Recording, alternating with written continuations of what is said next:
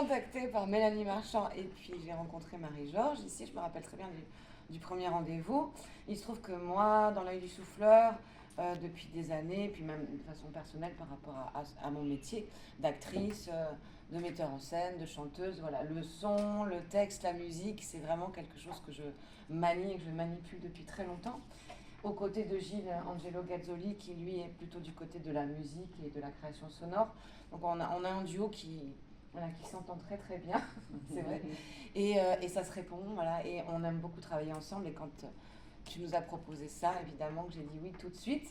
Après on s'est dit waouh, quel défi, parce que vous voyez ces affaires-là. Heureusement que Marie-Georges était là pour vraiment aider à épurer dès le départ. Je ne pouvais pas lire tout. En plus, c'est pas forcément lisible. Non.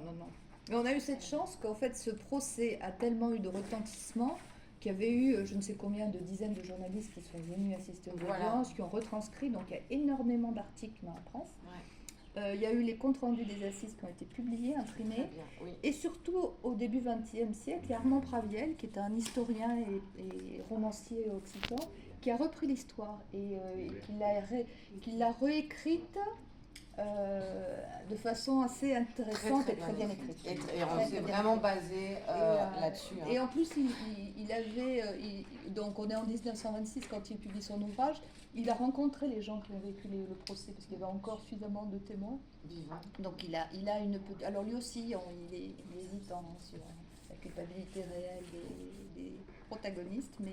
Et donc on avait ce matériau imprimé qui était beaucoup plus facilement accessible que les 1500 pièces du dossier. Ah oui, parce que vous aviez aussi, mis à part les comptes rendus d'assises et voilà ce travail un peu plus littéraire peut-être, est-ce que vous avez aussi les rapports de police, peut-être les pièces du dossier? C'est ça, je vous les ai sortis parce qu'on est allé voir. C'est dommage que vous puissiez pas voir ça. Mais il y a effectivement toutes les pièces du procès qui sont là, ouais, tout à fait. Mais c'est vrai que c'est tellement bien écrit par Armand Praviel que j'ai trouvé qu'il avait déjà fait une réelle... Il a déjà défriché, ouais, vraiment. Et ensuite, ce qui déjà faisait une grosse matière, et à partir de là, au fur et à mesure, là, nous on travaille à la fois dans la rigueur et dans l'intuition, et avec beaucoup d'intuition. Donc souvent, en tout cas pour rentrer un peu dans les coulisses de la fabrication, on se met dans le studio, il lance des sons, de la musique, de sa composition. Et moi, c'est comme si je m'immergeais aussi dans cet espace sonore. J'ai les textes sous les yeux, j'ai le stabilo, j'ai les crayons. Et là, je prends les textes et au hasard, tac, tac, je me dis, tiens, il y a quelque chose qui résonne. Et c'est comme ça, en fait, que je me suis dit, ça va pas être chronologique. Et que j'ai aimé travailler sur cette affaire avec, un peu comme tu disais toi, parce qu'on n'avait qu'une demi-heure.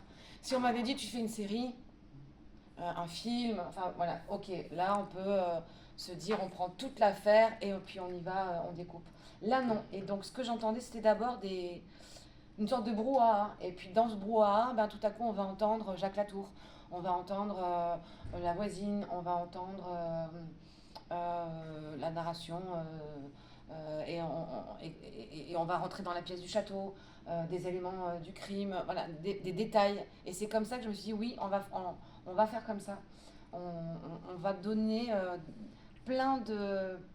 Comment dire, c'est une espèce de monstre à plusieurs têtes, quoi. Il n'y a pas...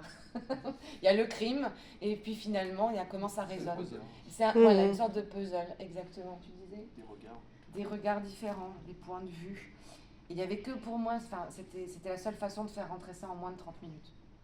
Ah, c'est un boulot colossal. Ah oui, pas mal, ouais. Pas mal. Incroyable. C'est en fait la musique qui commande le reste. Plus ou moins, parce qu'après... Non, en fait, ça se répond. Exactement. On s'inspire. C'est bien. Ouais. Mais ça commence... Oui, moi j'aime m'immerger dans le son parce que ça me raconte déjà des choses, c'est une écriture.